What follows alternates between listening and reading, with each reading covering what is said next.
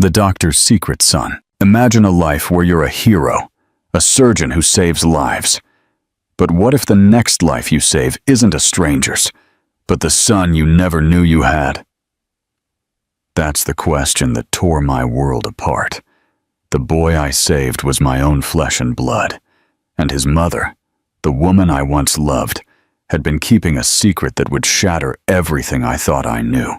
The morning began with the hollow sound of shoes on a white marble floor, hallways too bright for someone who holds lives in their hands.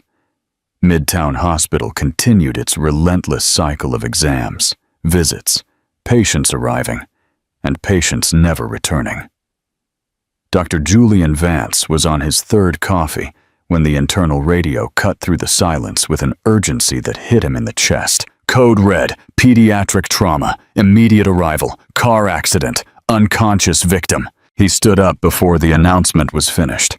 His body reacted on autopilot. But inside, something hesitated. He was used to chaos, 20 years of dealing with broken brains, lives hanging by a thread, and decisions that change everything.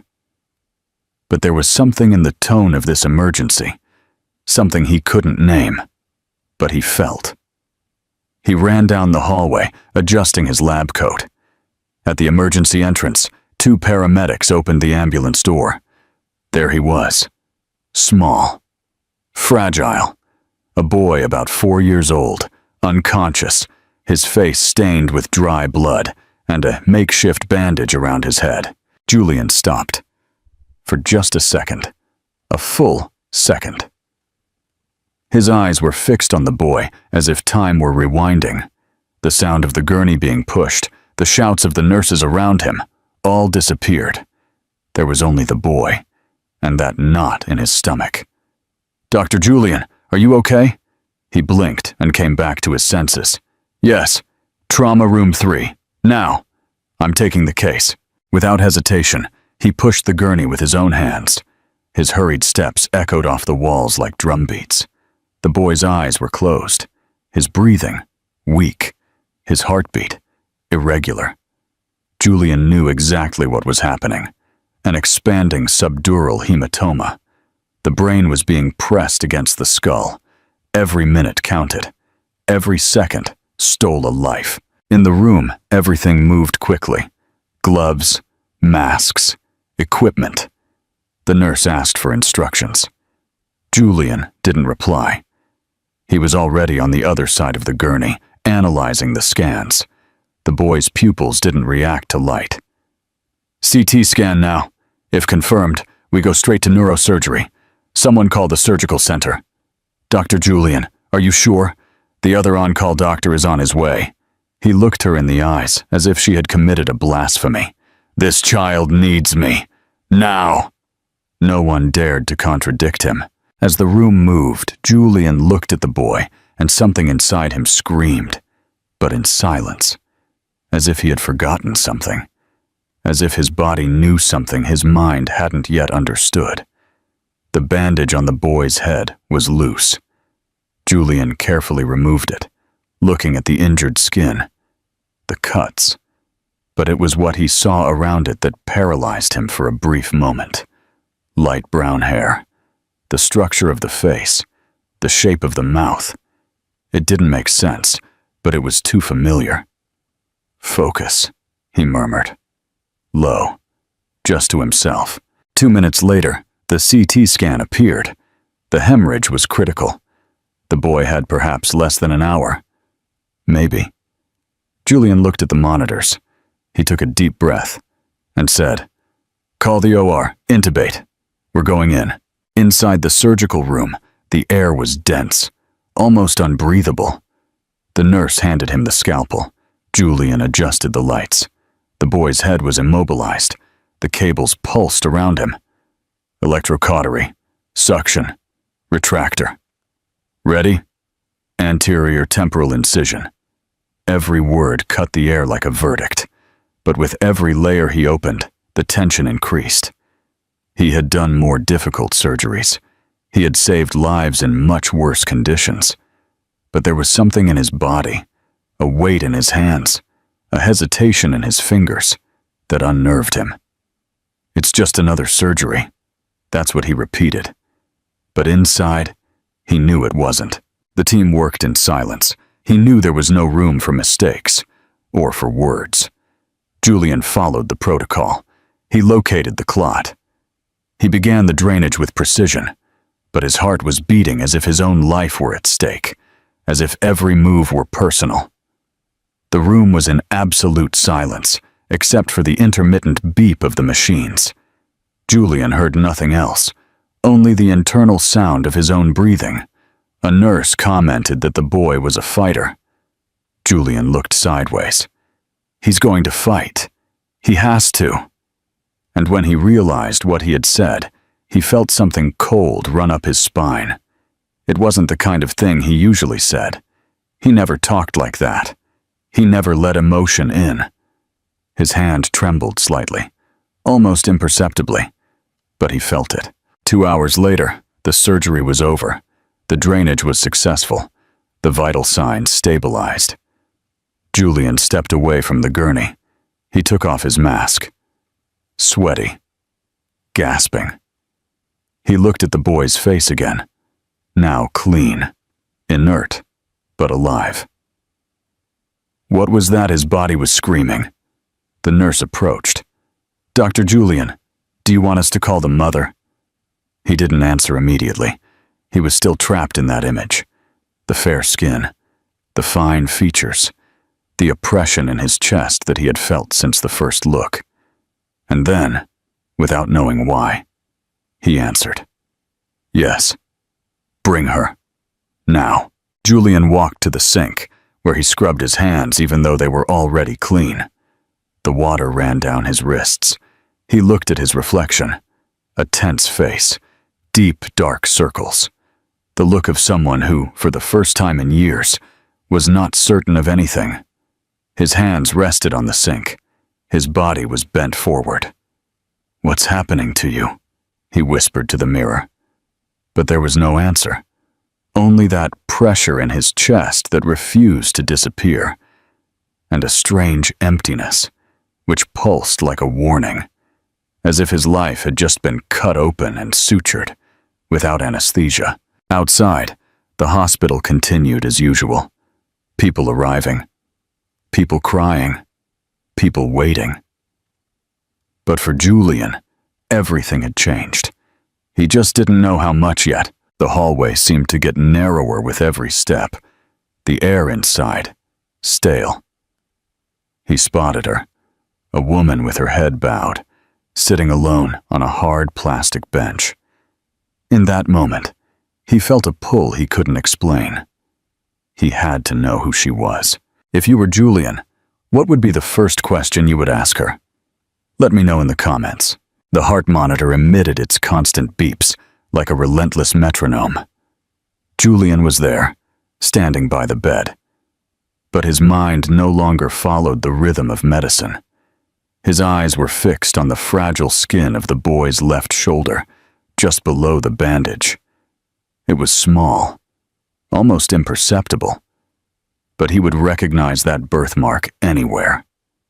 A dark wine tone, irregular edges, with a strange shape that resembled a twisted leaf. Julian stood still. The scalpel had already been put away, the cables disconnected. The nurses had left the room. But he was still there, just watching, feeling a strange weight in his stomach. The mark, the same one he had, the same one his father had. A rare genetic trait, which was always a source of jokes within the family. The Vance's mark, they would say, as if it were an invisible signature passed from father to son. Julian looked at the boy, so small, so familiar. His mind tried to resist. He searched for any logical explanation. It could be a coincidence. It could be another genetic condition. It could be anything, but what he was beginning to suspect. But the more he fled, the more his chest tightened. He moved a little closer. Gently, he touched the skin around the mark. The little boy didn't react. He was still sedated, but that touch on his shoulder caused Julian a deep pain, as if a fragment of the truth were trying to get out. "That mark," Julian whispered, without realizing it. "It can't be." But it was. He knew it. He took a step back. He took a deep breath. Another step back. His eyes returned to the boy's face, the fine eyelashes, the slightly rounded nose. He hadn't noticed it before. But now it was impossible not to see it. He was seeing beyond medicine. He was seeing what his instinct had been screaming since the moment the gurney came in. Julian looked around. The room was empty. Only him and that child. And a secret about to explode. His fingers trembled as he took the medical folder. He needed to check the history. He needed to know who this boy's mother was. He ran his eyes over the information written in a hurry upon admission. Child's name, Noah. Age, 4 years old. Sex, male. Below, the name of the person responsible. Julian stopped. His eyes lingered longer than they should have on that line. Jessica Taylor. The air escaped his chest. The words were erased for an instant. He read it again and again. It was as if time had gone back 4 years in a matter of seconds. Jessica, the same one.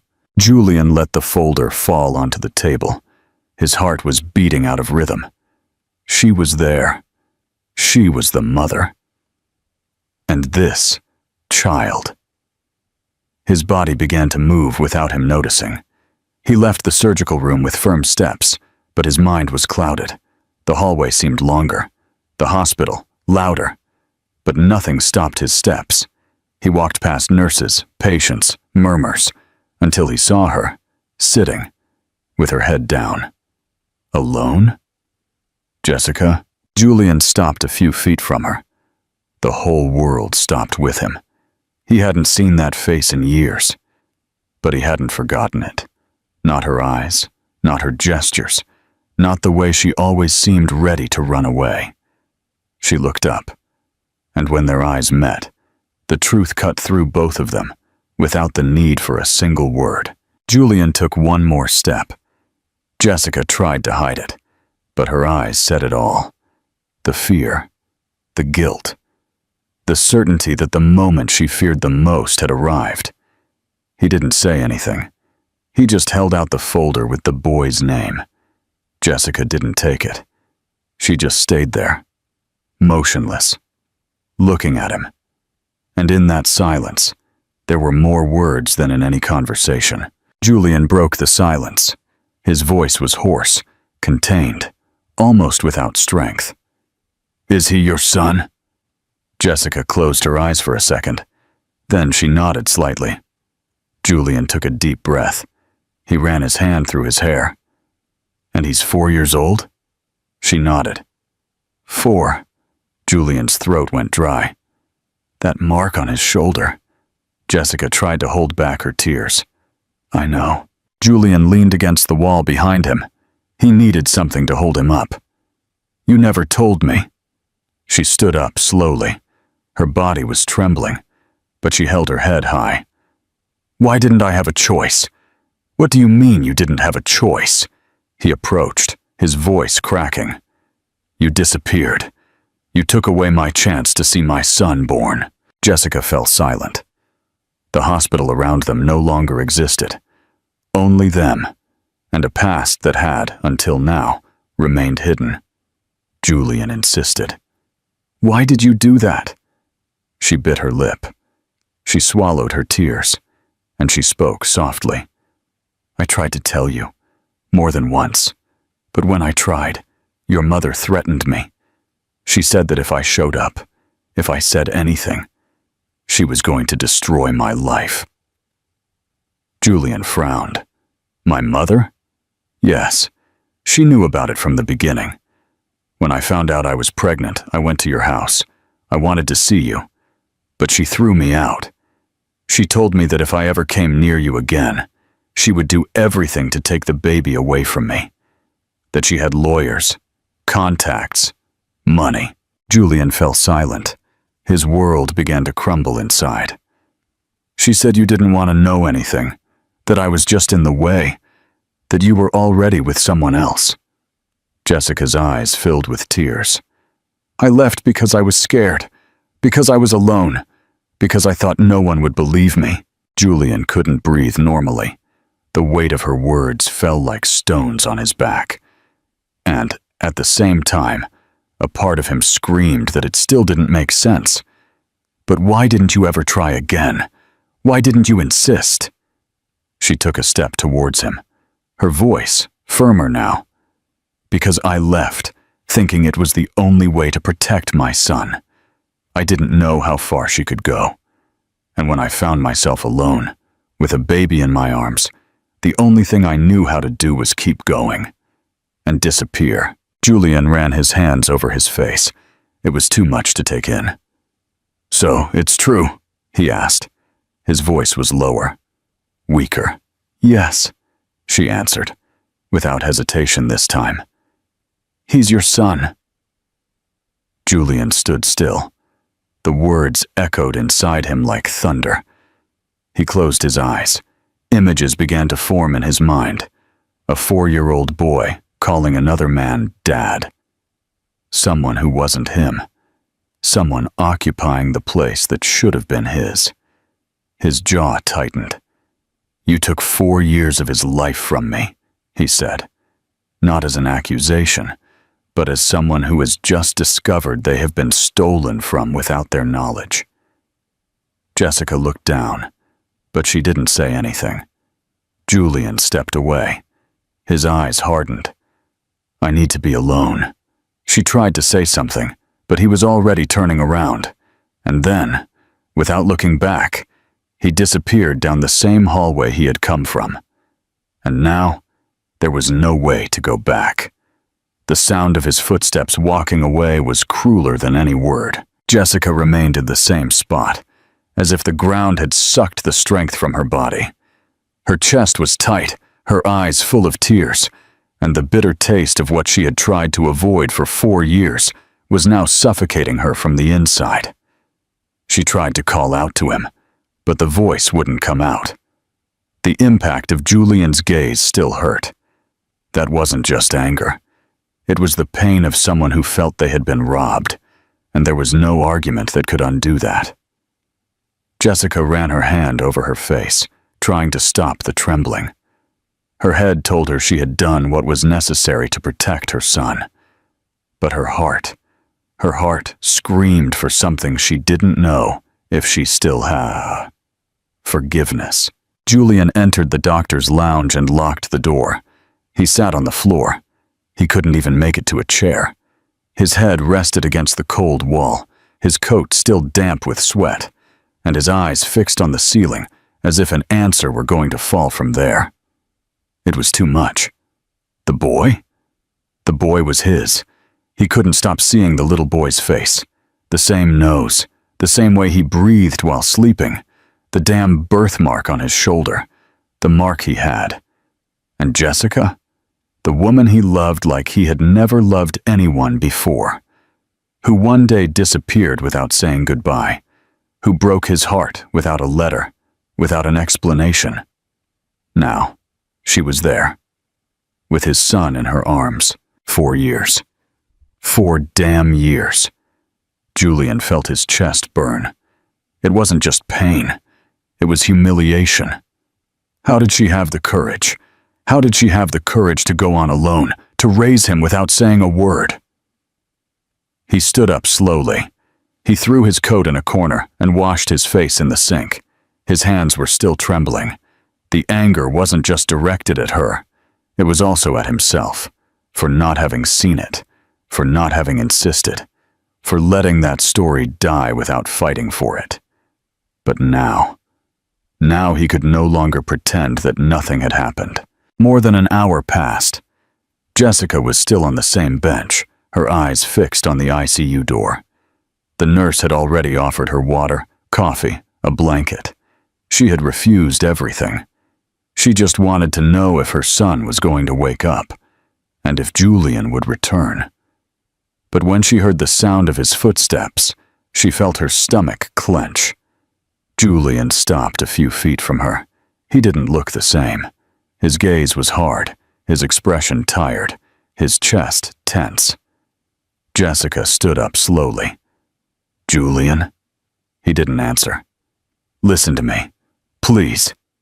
He raised his hand, cutting off any attempt at an explanation. "Just answer one thing." His voice was low, but loaded with tension. "Did you know from the beginning that he was mine?" Jessica hesitated. Then she nodded. Julian let out a dry laugh, almost a sigh of disbelief. "Then it was your decision, to erase me from his life, as if I didn't exist." "It wasn't like that," she tried. "No." He approached, his eyes fixed on hers. "Because it looks exactly like that." Jessica bit her lips.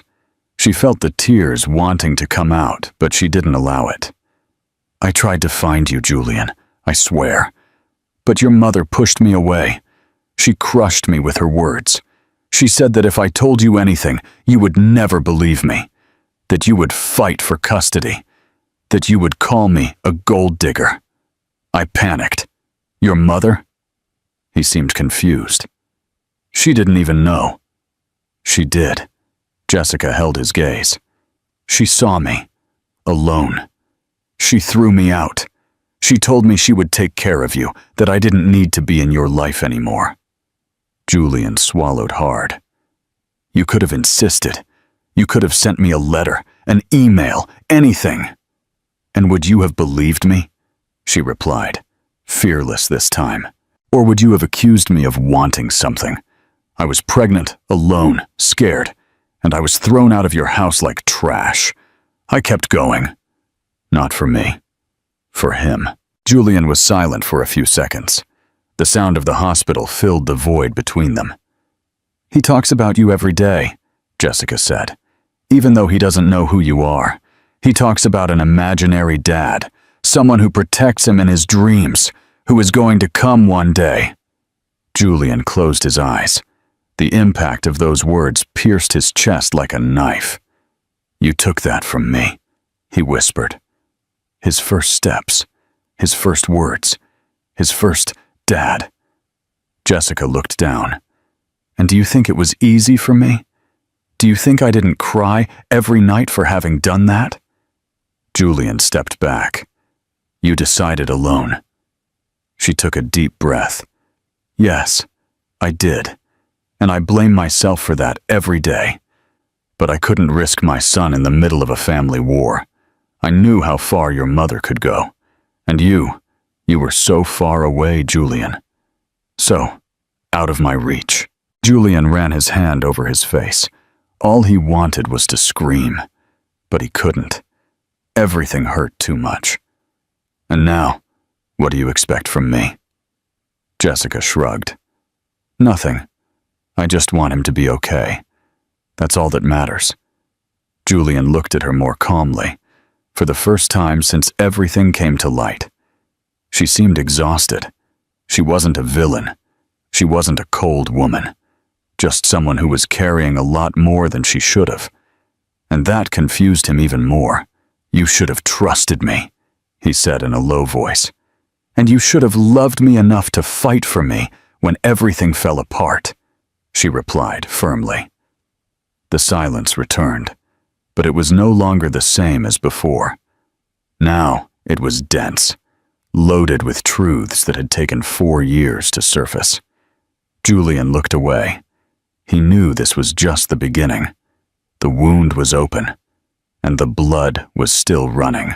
The day dawned gray.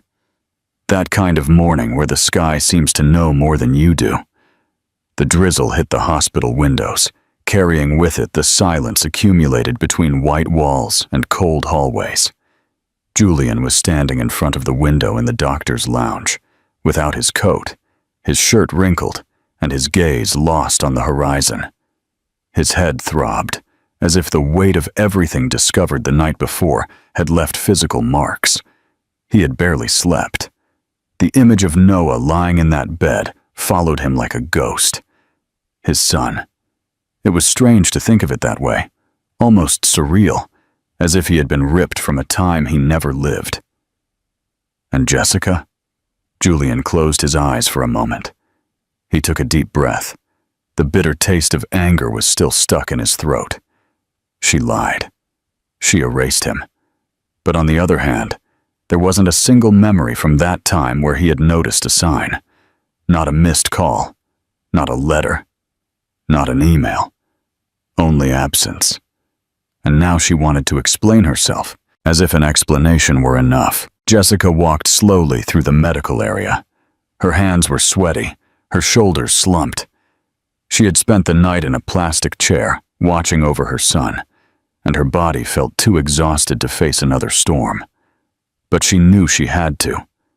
Julian had heard part of the story, but he still didn't know everything. And even if he didn't want to hear it, she needed to say it. She stopped in front of the door to the lounge. She took a deep breath, and she knocked. 1, 2 seconds of silence. Then, his voice. "Come in." She pushed the door open carefully. Julian didn't even turn around. He continued to look at the rain through the glass. Jessica approached with short steps. She stopped a few feet away. "You don't have to say anything, but I need to." Julian didn't respond. She continued. "I'm not here to ask for forgiveness. Not today. Not yet. I just want you to listen to me." Her voice was trembling, not from fear, but from exhaustion. Julian turned around slowly. His face was rigid, his eyes dull. "Then speak, but tell me the truth." Jessica nodded. "I found out about the pregnancy 2 months after we broke up. It wasn't planned. I was going to tell you, Julian. I swear. But before I could, I tried to find you, and I ran into your mother." Julian crossed his arms. "How convenient." She swallowed. "She greeted me with a look I'll never forget. She offered me money. She told me that if I wanted to avoid problems, the best thing was to disappear." He looked at her with disbelief. "And you accepted?" Jessica shook her head. "No. No. I rejected it. I told her I was going to see you, that you deserved to know. That's when she threatened me. She said she had contacts in the legal system, that if I insisted, she would make me out to be unstable, that she would take the baby's custody away from me." Julian frowned. "My mother wouldn't do that." "Wouldn't she?" "Well, she did." The silence cut the air like a knife. Jessica continued. "I left to protect myself, to protect him. I had no one. I worked 2 jobs. I lived in a rented room with a leaking roof. I was scared, and after a while I thought you had moved on with your life, that I would just be in the way." Julian looked away. Part of him wanted to scream that it was a lie, that it was all made up. But another part knew. He knew what his mother was capable of. He knew about the control disguised as care. He knew about the times she made decisions for him, as if he were a piece too valuable to be risked. "And you didn't try again?" he asked, in a low voice. "Yes, when he was 2 years old. I sent a letter. To your house." Julian looked at her again. "I never received it." Jessica nodded, like someone who confirms something inevitable. "Now you understand." Julian took a step back. His body was tense. "And you think saying all this now changes anything?" Jessica took a deep breath. "No, but it was mine. My silence. My pain. And now it's yours too." Julian approached, his face very close to hers. "How easy, right? You disappeared. You never really looked for me. And now you come back, blaming my mother." Jessica didn't move. It's easy to play the victim without knowing what happened. It's easy to act as if you're the only one who suffered, when I was the one who gave birth, who raised, who saw a fever rise at 3 in the morning without knowing if I would make it to the hospital in time. Her words fell heavily. It's easy to be angry now because someone took something from you. But for years, you didn't even know you had it. Julian fell silent. She took a step back. You want to know why I disappeared? Because you were the man I loved most. And when I turned around, expecting to find you by my side, I only found a cowardly silence from all sides. So I fought as best I could. Alone? Julian turned away, closing his eyes. He no longer knew what to believe. But deep down, he was beginning to suspect that maybe he had been blaming the wrong person. Jessica left the room without saying anything else. Julian stayed there, still, listening to the sound of the rain that continued to fall. An old memory came to mind, a conversation, years ago, with his mother.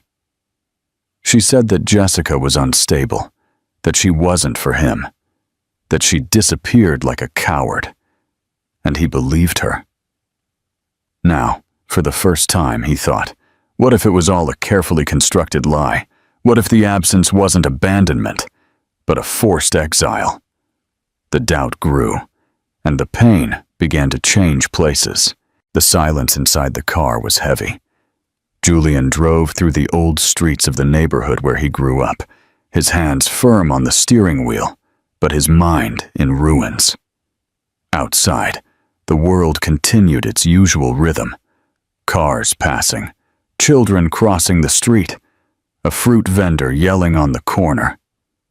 But inside, everything had stopped. The doubt was now different. It no longer just hurt that Jessica had hidden a son. It hurt to imagine that she hadn't had a choice. And worse than that, it hurt to know that he had trusted a comfortable silence more than the love he once felt for her. He parked in front of his parents' house. The facade was the same as it had been since his childhood. White walls, a black iron gate, an impeccable garden. But now, everything seemed cold, like a soulless set piece. He got out of the car, crossed the gate, went up the porch steps. He didn't even ring the doorbell. He used the spare key he always carried in his pocket, as if, deep down, he knew he would one day use it again. As he entered, he was enveloped by the familiar scent of lavender and wood wax. On the sofa, as if she were expecting him, sat Eleanor, his mother. She was sitting with perfect posture, her hair in a low bun, a cup of tea resting elegantly on the side table. She looked at him with a serenity that hurt. Julian, what a surprise. He didn't answer immediately. He walked to the dining room table. He took the photo he had taken at the hospital out of his pocket, a simple image of Noah sleeping, with cables on his arm, but with a serene face. He left the photo on the dark wood. Eleanor didn't move. Julian looked up. Why did you do this to me? His voice was low, contained, but with the weight of something that had been held in for a long time. Eleanor carefully put down her cup. She looked at him. Julian, we protected you. He clenched his fists. Protected me? He took the photo again, holding it up in front of her. I was robbed. His father, Arthur, appeared in the hallway, drawn by the sound of voices. He was wearing his usual pajamas and a tired look. Julian, son, what's wrong? Julian turned to him, his eyes burning. She knew, from the beginning. She knew Jessica was pregnant, and she threw her out. She threw her out of the house, Dad. Arthur looked at Eleanor. She didn't change her expression. She wasn't right for you, she said finally. She wasn't stable. She didn't come from a solid family. You were just starting your career. She would have ruined everything. Julian approached her. You took away my chance to see my son born, to hear him say Dad for the first time. Eleanor swallowed, but she didn't apologize. You wouldn't have understood at the time. It was for the best. Julian laughed, a dry, hollow laugh. For the best for whom? He looked at his father. You knew. Arthur hesitated. His gaze went from Eleanor to the floor. I didn't know everything. Only that Jessica had come, and your mother told me she was trying to get money from you. Julian shook his head. You destroyed a part of my life, a part that I'm never going to get back. Eleanor remained seated, proud. Now you have everything. Recognition, stability, a future. She would have dragged you down. Julian closed his eyes. Jessica's words came back like a bitter wave. She threatened me. She said that if I insisted, they would destroy me. I ran because I had no other choice. He turned around, walked towards the door. I don't want anything from you anymore. No advice, no apologies. From today on, no one else decides for me. Not about my life, or about my son. Eleanor stood up, but he was already leaving. Arthur took a step, as if to follow him, but stopped halfway. Julian didn't look back. He went down the steps, his eyes burning. The sky was beginning to clear after the night's rain, and for the first time in a long time, he felt something different in his chest. It was no longer anger. It was regret. Just regret. Returning to the hospital, the day had already begun. Nurses were changing shifts. Doctors were walking with charts in hand. Julian crossed the pediatric hallway with firm steps. He didn't know how Jessica would react, but now he knew. He knew he had believed in lies. He knew he had let fear speak louder than love. And he knew, above all, that she deserved something she never received from him. An apology, not because it was easy, but because it was the right thing to do. The silence in the hospital was thicker than ever. Julian entered through the employee door, even though he wasn't on duty.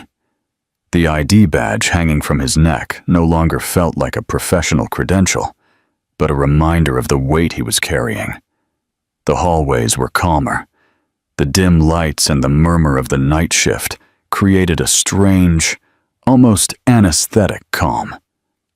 He passed the pediatric reception and gave a nod to the nurse who recognized him. She smiled kindly, but he didn't respond. He wasn't there as a doctor.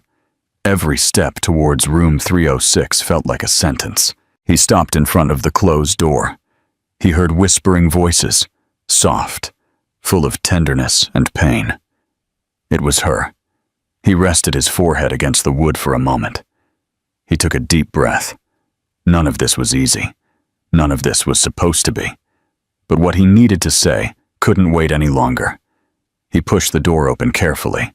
The light was dim. The beat of the monitor kept a constant, almost hypnotic rhythm. Noah was sleeping. His face was serene, his breathing light.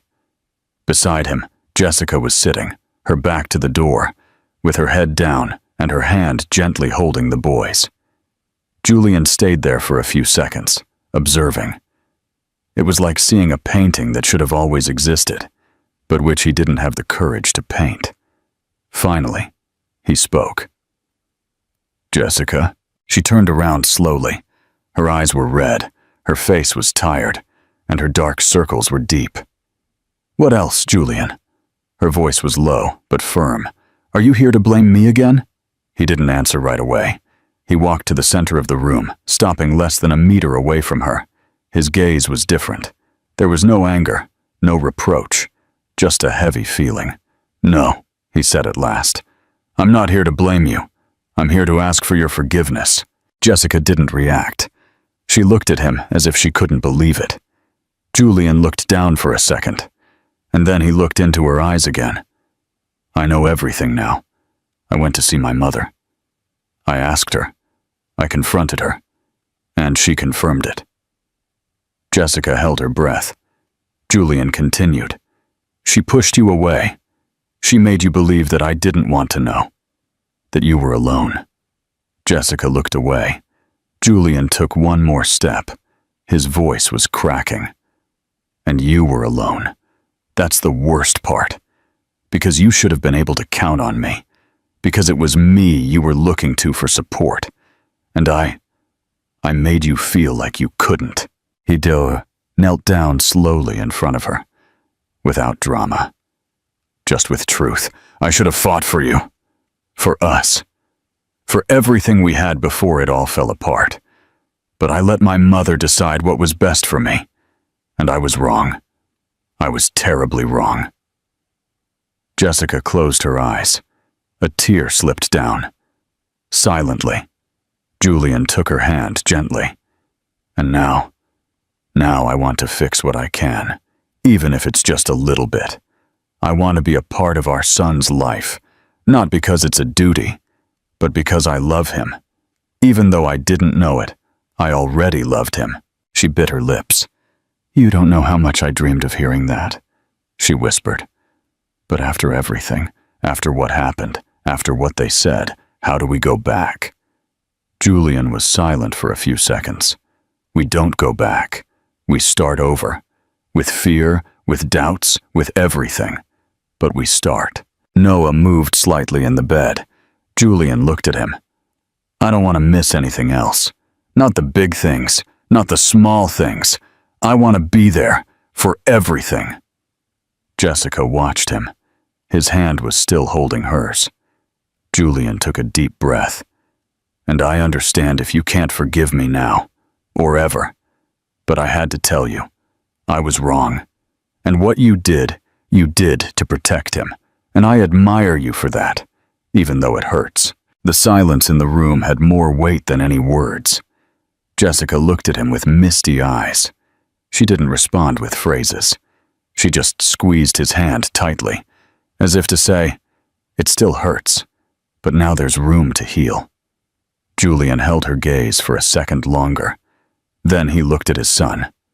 And there, kneeling in front of the woman he had lost, and the son he almost didn't know, he knew for the first time in a long time that pride was worth nothing. Outside, a nurse passing with a chart slowed down when she saw the scene. Two broken adults, trying to put themselves back together in silence. And a sleeping child, in the middle of it all, not knowing that that night, something had started to change. The morning arrived without a rush. The sun filtered its light through the room's curtains, creating golden beams that danced on the floor as if announcing a change. Outside, the sounds of the hospital began to pick up. Hurried footsteps, nurses' voices taking over, the hum of equipment turning on and off. But inside, time seemed suspended. Noah was still sleeping. Jessica was the first to wake up. Her body felt heavy, but her mind was lighter. It wasn't exactly relief. It was something more subtle, as if, after so much pain, there was finally room to breathe. She looked at her son, then at the corner of the room. Julian was there, sitting in an uncomfortable chair with his arms crossed and his head tilted. He was sleeping badly, but he had refused to leave. Jessica didn't wake him. She just watched him in silence. There was still fear inside her, but it was a different kind of fear. She no longer feared being abandoned or discredited.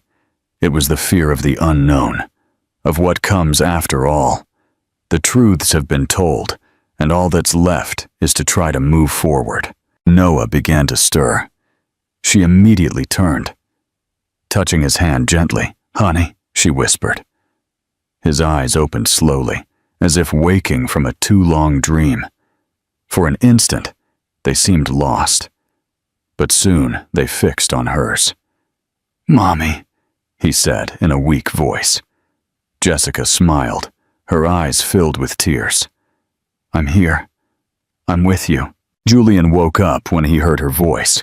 He got up abruptly and took a couple of steps to the side of the bed. Noah looked at him for a few seconds. His brow was furrowed. His eyes were curious. "You're the doctor who saved me?" he asked, with that honest innocence only a child can have.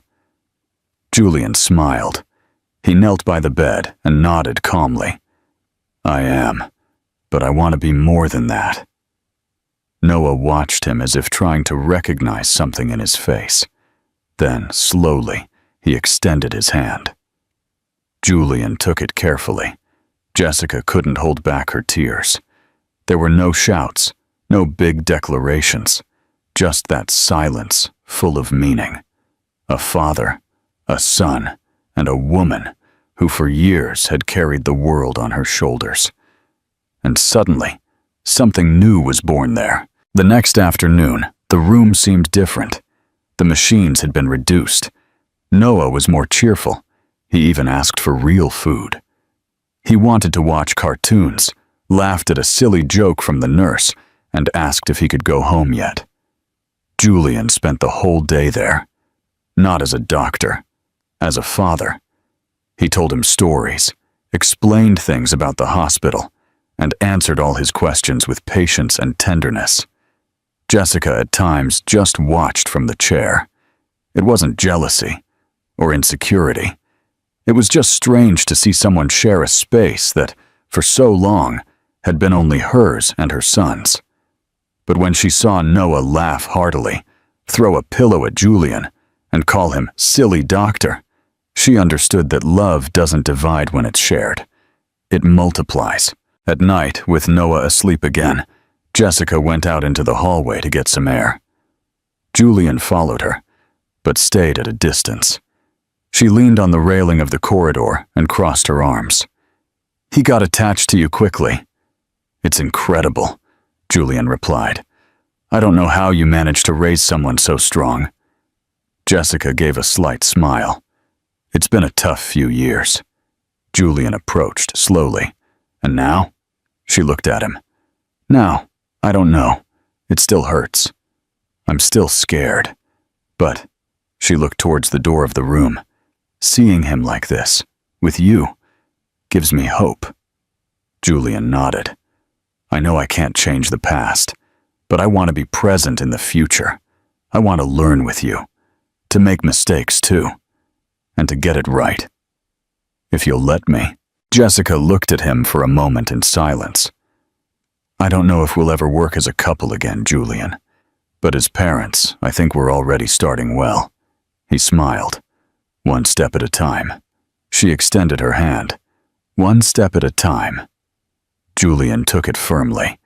And there, in that simple gesture, the past took on a new shape. It still hurt, but now the pain served as a foundation for something different. Days later, Noah was discharged. Leaving the hospital was a silent victory. There were no balloons or celebrations, but the sparkle in the boy's eyes was more than enough. Outside, Julian opened the car door and helped the boy get in. Then he looked at Jessica. She didn't say anything. She just nodded. He took the wheel. Jessica was in the passenger seat. Noah was in the back, talking non-stop about everything he wanted to do when he got home. They weren't a perfect family. There was still a lot to rebuild. But they were together. And sometimes, that's enough. Sometimes, destiny separates us. 2 years later, give us the chance to start over. And if this story touched you in some way, subscribe to the channel. Here we tell stories that aren't perfect, but are real. And if you want, leave a comment. It can be a word, a memory, or simply, "I'm here." We'll see you in the next one. I hope this version of the story meets all your expectations. It was a pleasure to bring it to life. Would you like me to make any changes? Or are you ready to start a new story?